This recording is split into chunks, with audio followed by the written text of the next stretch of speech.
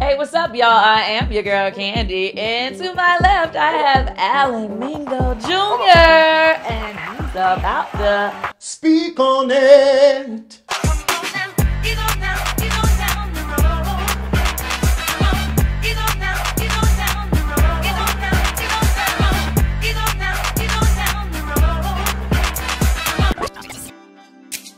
tell the people a little bit about your background in theater, or just your background. What were you doing before you became the Whiz in the Whiz? At first, I thought I was going to be recording, honestly, and then the music business was a little too shady for me. My mama was like, "You're not doing this anymore." Really? Yeah. Your mom stopped you? We had like a manager who was taking money, doing crazy stuff. Oh, damn. I would wind up doing. Do you remember the show Putting on the Hits back in the day? Putting on the hits. Yes, I remember that show. I was 3 when I did it. Yeah. Really? So we wound up doing it, and then Motown called to see if we actually sang. Okay. And we had a manager who had 2 sons in the group, and it just turned into a whole nother event. And my mom was like, "You're not going down this road." Oh. So we moved to Maryland, and I found drama, and then I fell in love. It gave me the singing, the acting, the dancing, and that's what made me sort of get into this business. And I actually saw The Whiz, and it made me go, "Oh, I can do this as a career." Right. So The Whiz was personal to me. Okay. And then I went to college, grad school. I thought I was going to be a classical Shakespeare, Moliere, Ibsen. Okay. It didn't work out.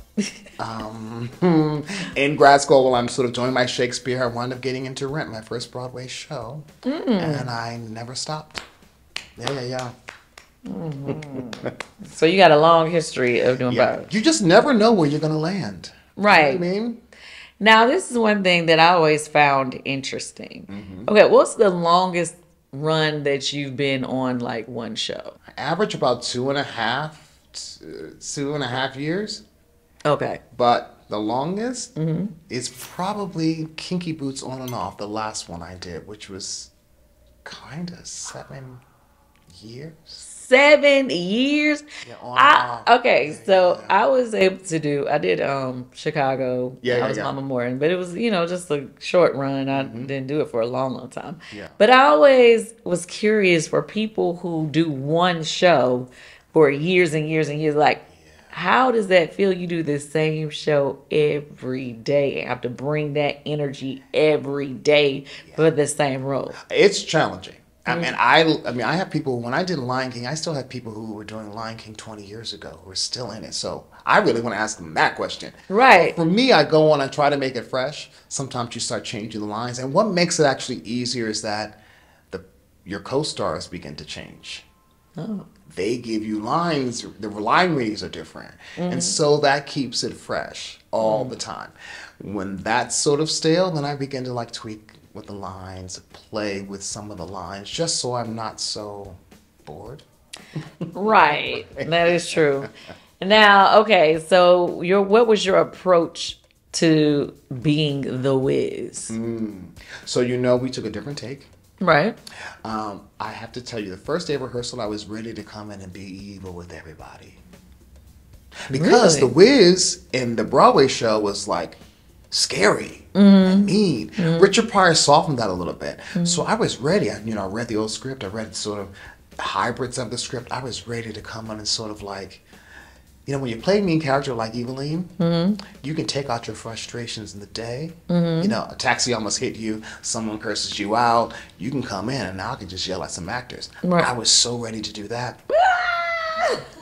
So ready. This Whiz is not like that. No. Yes. So when I read the script, I freaked out. I was like calling my friends, like, what do I do? This is not what I thought. But I fell in love with this Whiz. This Whiz is a little quirky. Like slick oil salesman. Yes. I like that I can be unpredictable, yet still convince them to do what I need them to do. But what I really love is when they realize that I'm not who I say I am, and I'm just like, peace out. I'm out. Right. So, okay, before you came in, I was talking to Melody, who plays Eveline, and Auntie M. And I asked her what her favorite part of the show was, and she said it was you. And when you do the song with the background singing, it's like, what you say, how show, all that stuff.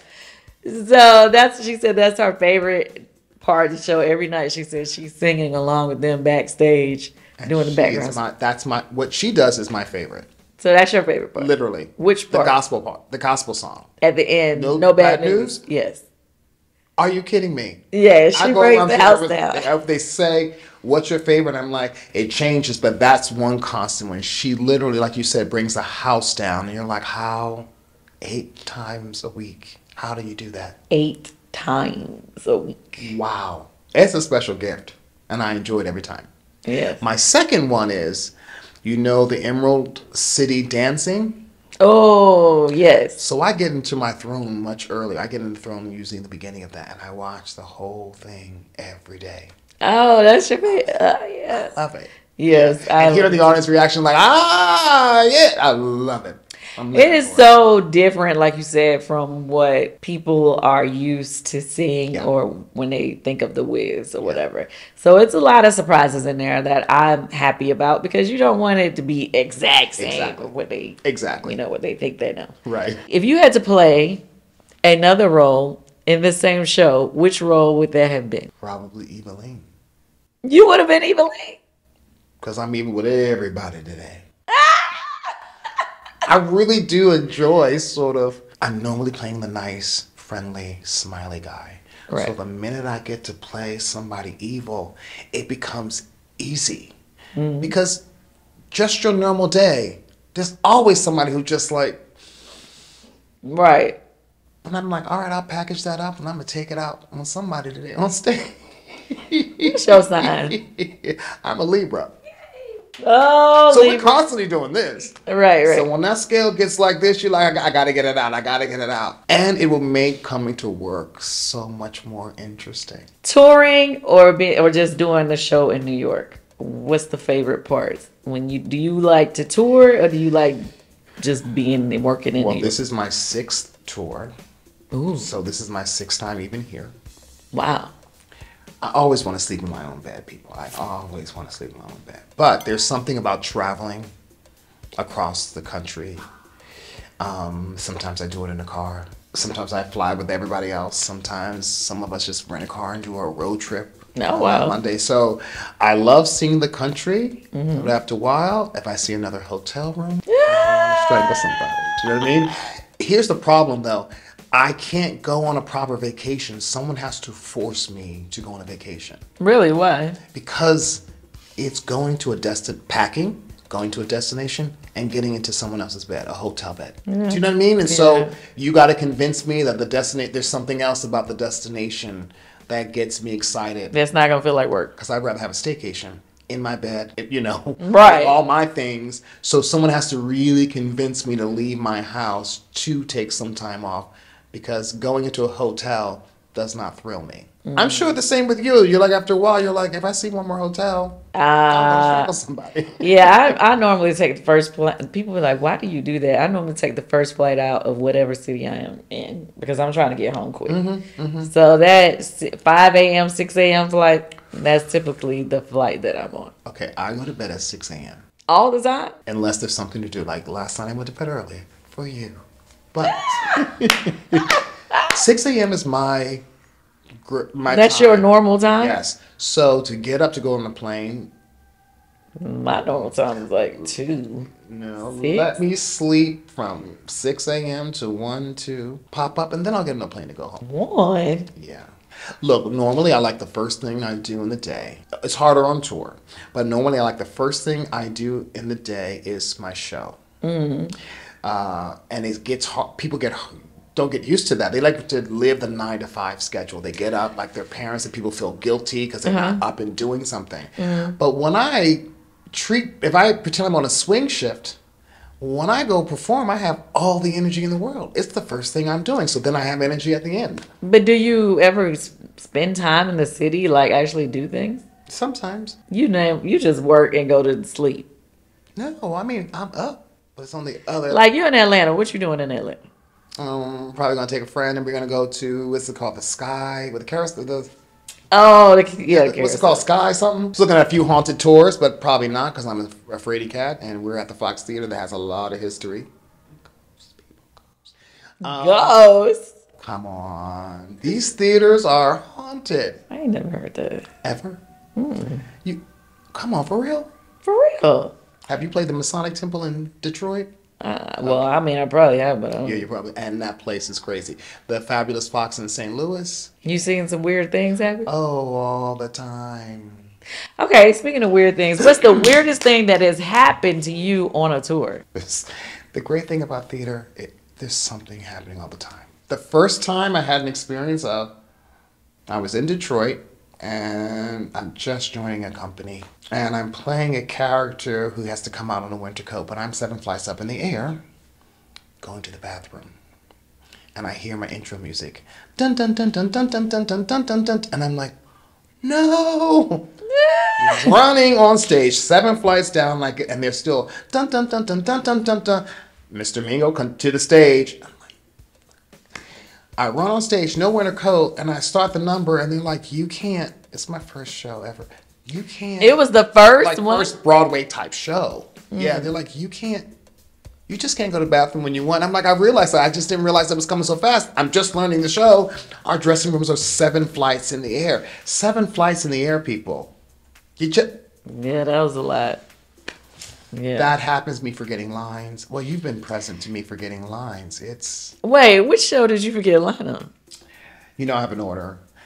I say lion, you know, and they go, lion, 10 man, 10. I would call them out of order.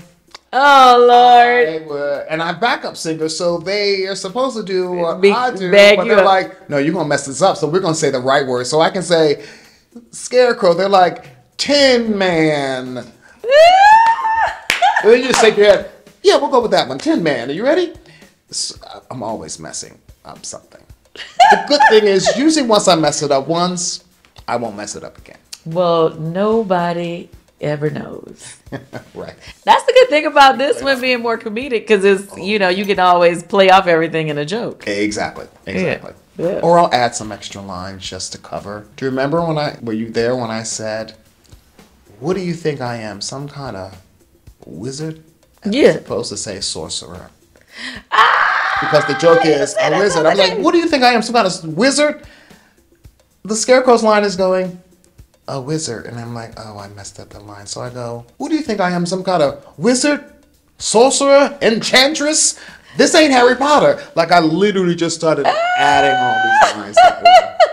It made sense, though, because, you know, it's like you're making a joke of it. Like, I'm not a wizard, even though they call me the wizard. Right. But everyone's now laughing at me. Well, okay, I'm not going to hold you too long. So is there anything that you would want the people to know before you leave? Come see the show. But get your tickets early, because we are selling out in a lot of these venues. It's right. kind of amazing. It is, right? Yes. I said the same thing. Yeah. I shouldn't be shocked, but I'm shocked. Okay, why are you shocked? Some of these venues don't necessarily, I didn't think they even sell out in sort of other Broadway shows. But clearly there's a market for this show to have its anniversary, its 50th year anniversary. People are excited about it. People are talking about it. In Des Moines, Iowa, we're doing well. Yay! Yes. But not to offend Des Moines, I didn't know there were... you know where I'm going? I didn't know. Now I know. Well, Of course, but again, you know what? Like I said, 6 tour, and that's one city never been to. well, you know, here's the other side of that coin. I know you're thinking, oh, okay, it's, you know, all black cast or whatever, so you're thinking that majority black. But it has been a mixture of all types of people who come see this show. Of course. So it's not, you know, just because it's a majority black cast, it's not necessarily an all black audience. Very true. You know, because, you know, I tour a lot, you know, with my group Escape or whatever. And, you know, it's not like I necessarily hear about a lot of people doing shows, a lot of shows in Des Moines. But my girl Jamie over here behind us producing, she's from Iowa. So that's what she said, yes. Even though I've been around this country 6 times, that's one I would just never go to. And I've never performed in Alaska. It's beautiful, by the way. Beautiful. I was just there, but not performing. Oh, you went? I was on I took Kinky Boots on a cruise. It's crazy. So we did the Alaska tour. Oh, It's okay. beautiful, but I don't need to go again. It's cold. I can imagine how cold it It's is. cold. The Northern Lights are beautiful, but it's cold. Well, now you're in the Whiz and you're bringing the heat. Yes, I love it. I love Well, guys, thank you so much for joining me and giving people a little bit of background about the Whiz. it. Yes, thank you for having me. I appreciate it.